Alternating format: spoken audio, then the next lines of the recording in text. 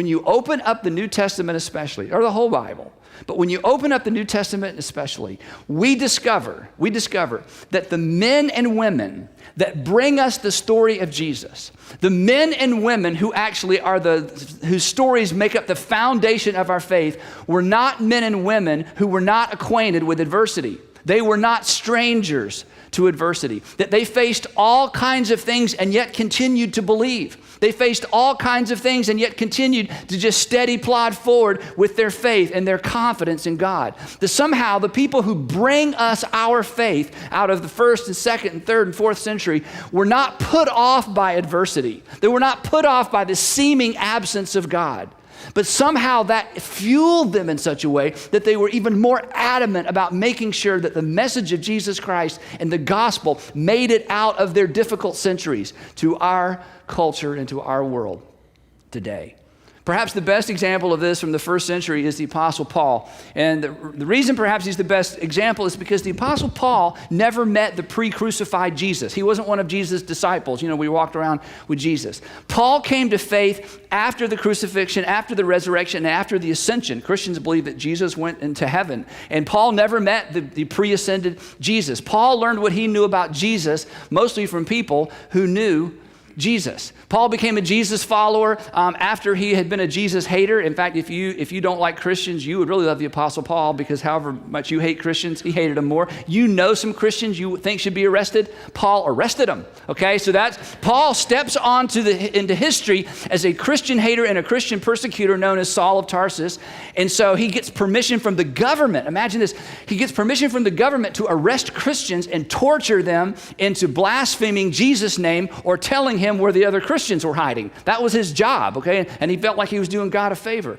And then Paul, the Christian hater, became a Jesus follower and became the greatest evangelist of his day and age. And he went all around to Greek cities, the major Greek cities, planting churches. But just as he got his life right with God, to use an old-fashioned term, just as he kind of came to faith, just as he got in the center of God's will and began doing the things he ought to do, after he came back, after his eyes were open to the reality of who Jesus was, just as he was beginning to make good decisions, something really bad happened to the Apostle Paul. And he was stricken with some kind of physical ailment. We don't know exactly what it was, but here's what we do know.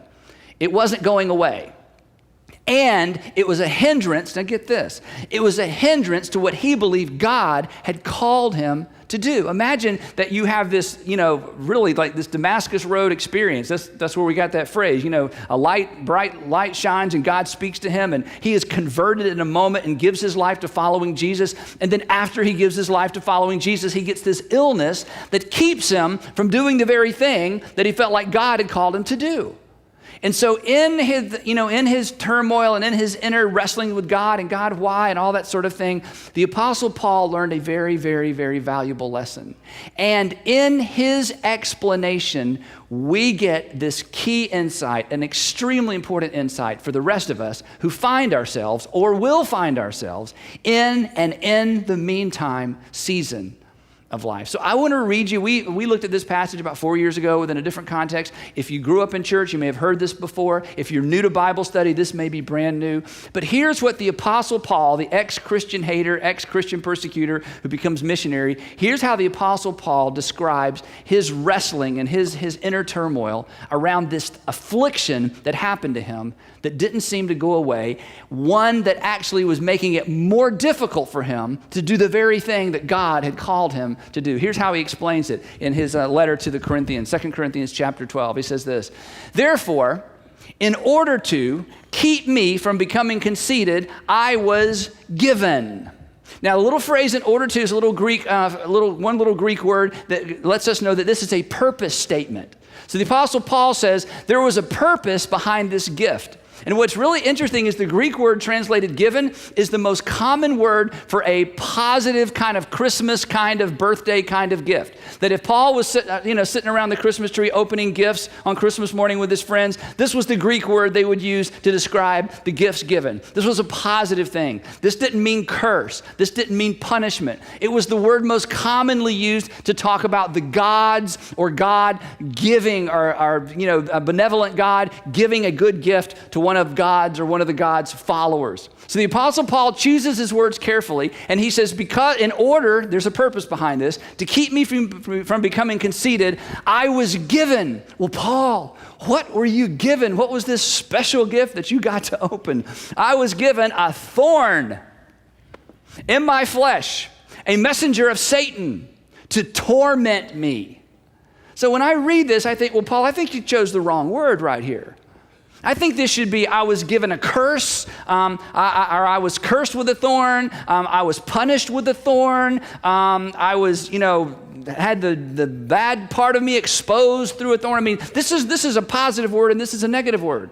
And the thorn, the term thorn simply means that this was a constant irritating problem, just like a thorn, a constant irritating problem. And the fact that he used this term torment, this literally means to beat somebody up. Like if they were going to describe what a bully did to a kid at school, this is the term they would use.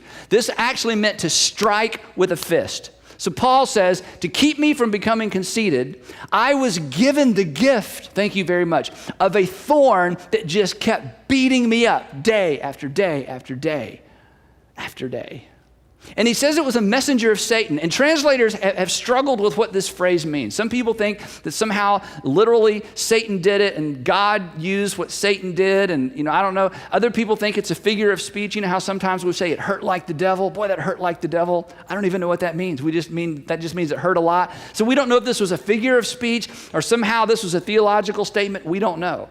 But what we do know, and what is absolutely clear from the text, is that the Apostle Paul saw this thorn as a gift with a purpose, and it wasn't going away. Some people think it was epilepsy, that while he was speaking, while he was traveling, and while he was teaching, and while he was trying to position himself as an authority with the early church, that he would have these fits and wake up and be embarrassed, and people are, what's wrong? And of course they didn't understand epilepsy back then, and they probably compared it to demon possession or something strange, the gods, too close to the gods or something. Some people thought it was depression, and I'll be honest, if you read the book of Acts, he had every reason to be depressed. Okay, in the book of Acts, it's the story of the Apostle Paul. If I went through a tenth of what he went through, I would be depressed. So it could have been depression. Who knows? His life was so tough. Some people think it was headaches. He definitely had some eye trouble. So some people think it was a debilitating eye disease that kept him from writing or reading, and maybe it was painful.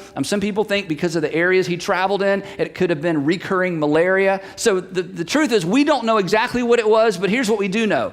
It was painful, like a thorn. It was humiliating, and it was debilitating.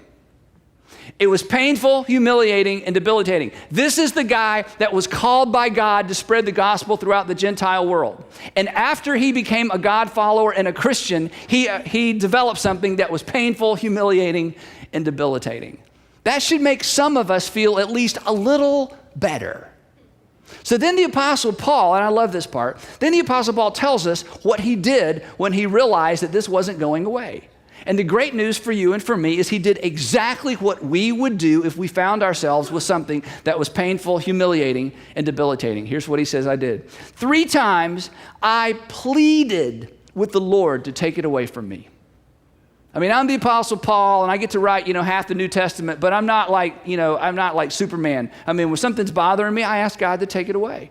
And this doesn't mean, I added it to my prayer list on Monday. Then I prayed it, I was praying it, thanking God for my breakfast on Tuesday. And I said, oh yeah, by the way, if you get rid of this thorn. This is an indication that there were probably 3 seasons of his life where this thorn, whatever it was so unbearable that he finally fell on his knees and said, God, I cannot continue doing what you've called me to do if you don't remove this. I cannot go on anymore. I cannot do what you've called me to do. I can't stand up in front of people. I can't write. I can't be faithful. I can't go on unless you remove this from me. So 3 different seasons of his life, it was like, I've had enough. God, you've got to do something. Now here's the interesting thing. Some of you have been told that the reason you're not getting any better and your life isn't changing is because you don't have enough faith. I don't believe that. And the reason I don't believe that is because I believe the Apostle Paul had more faith than all of us put together.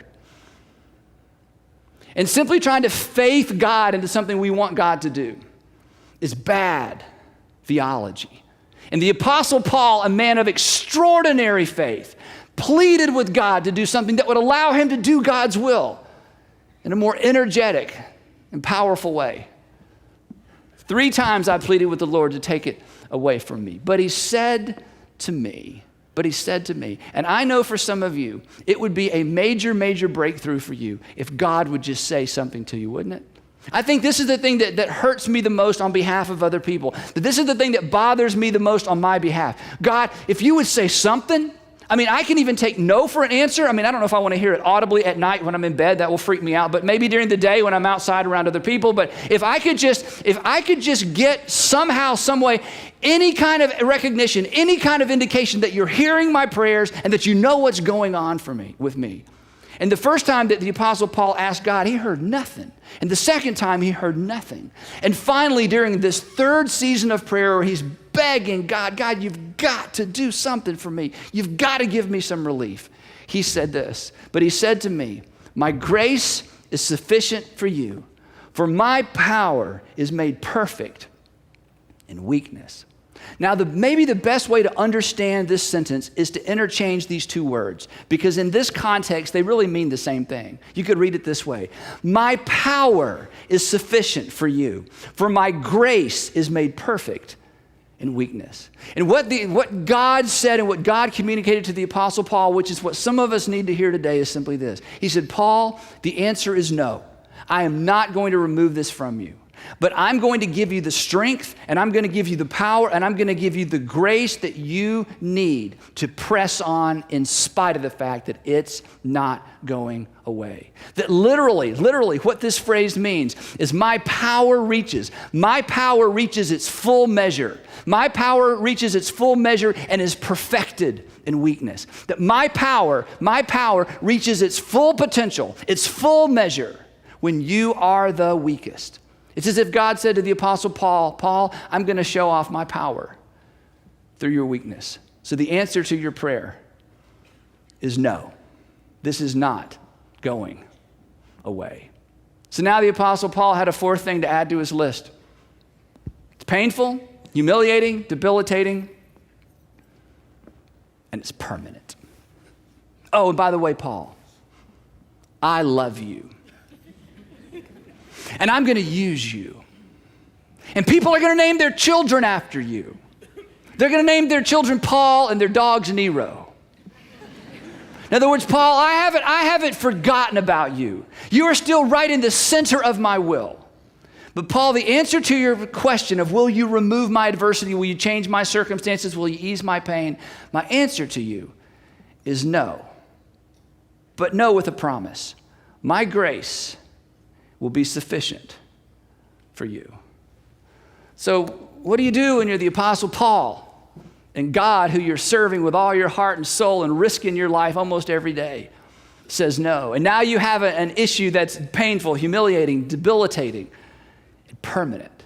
And what the Apostle Paul writes next, I'm telling you, I know for some of you don't read the Bible's not true, the Bible's made up, the Bible's written by men, that's what your English teacher told you. I get it, I've heard all that. I'm just telling you, what he writes next, these are the kinds of statements I just go, nobody would make this up. This so comes from a heart that was in tune with the will of God in the 1st century. Here's what he writes next. So we ask the question, Paul, so what are you going to do in the meantime? What are you going to do in the meantime? What are you going to do in the meantime? And here's what he says. He says, therefore, I will boast all the more gladly about my weakness so that, here's another purpose statement, so that, little clause, so that Christ's power may rest on me. If you have a different translation of the Bible, this word is also translated glory. Here's what he's saying. He's saying, therefore, since this is not going to go away, since this is going to continue to get in the way, since this is going to continue to get in my way, since this is going to continue to be something people associate with me, since people are going to constantly say, I wonder why God doesn't, here's what I'm going to do with this thing that just won't go away. Here's what I'm going to do. Here's how I'm going to respond to this adversity that I wouldn't wish on anyone, and yet God has given it to me. I'm going to boast in it. I'm going to glory in it. To use a phrase that we talk about with our dog, I'm going to roll around in it. I'm going to get it all over me. I'm not going to hide from it. I'm not going to pretend. I'm not going to shield it. I'm not going to lie. I'm not going to dodge it. I'm not going to make excuses for it. If God has chosen this for me, then I'm going to surface it and I'm going to embrace it. I'm going to own it. Therefore I will boast all the more gladly about my weakness. When people say, Paul, I heard you got this thing. Yeah, I got this thing. Let me tell you about this thing. Paul, I heard that last time you were here, yeah. In fact, that's not the only time it happened. Paul, did you hear about the Apostle Paul? Yeah, but you can ask him about it. It's not a secret. He'll talk about it. It's not a secret. I will boast all the more gladly about my weakness so that, because there's a purpose, so that because there's a result, so that because there's an outcome, so that Christ's power may rest on me. Whew. So what are you going to do in the meantime, Paul? I'm going to own it. I'm going to embrace it. I'm going to allow it to define me so that I can bounce off of it glory back to my heavenly Father. Wow. Now here, there's a little grammatical thing happening here with the Greek. So instead of Greeking you out, I just want to read you the implications of the Greek text around this verse. It's so powerful. Here's another way of saying the same thing. Embracing your inability is a prerequisite to experiencing Christ's ability. That's what he's saying.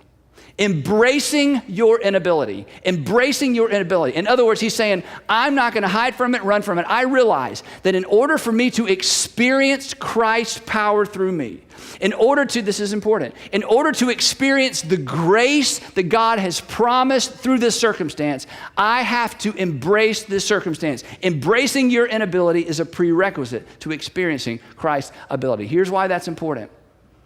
Because for some of us at every stage of life, when we bump up against this thing, when we bump up against those unchangeable circumstances, when we bump up against the thing that's an embarrassment, we hope nobody finds out. It's a disability. It's caused us to not be as whatever it was that we wanted to be. Our tendency is to hide, our tendency is to pretend, and our tendency is to lie. And what the Apostle Paul is saying is this: when I got over all of that, and I embraced this and saw it as a gift, I experienced Christ's power in me. This is why, he concludes with this. This is why, for Christ's sake, I delight in weaknesses, in insults, in hardships, in persecutions, in difficulties. For when I am weak, then I am strong. To which we say, but that's not the American way. To which Paul would say, and that's why you are not experiencing the grace of God in the area in which you struggle the most.